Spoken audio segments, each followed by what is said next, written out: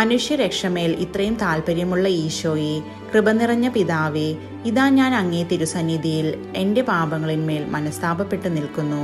മാധുര്യം നിറഞ്ഞ ഈശോയുടെ ദിവ്യഹൃദയമേ, അങ്ങു മാത്രം എൻ്റെ അവസാന നാഴികയും പിന്നീട് എനിക്ക് സംഭവിപ്പാനിരിക്കുന്നതും അറിയുന്നു.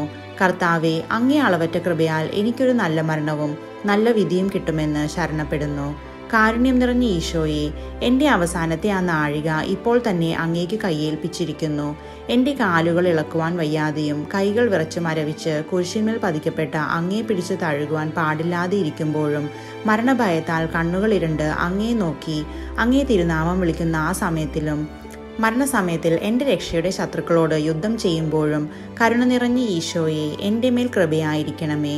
ആ ഭയങ്കര സമയത്തിൽ എൻ്റെ സകല പാപങ്ങളും നന്ദികേടുകളും ഓർക്കാതെ അങ്ങേ അളവറ്റ സ്നേഹത്തെയും ദയയും എന്നോട് കാണിച്ചരുളണമേ.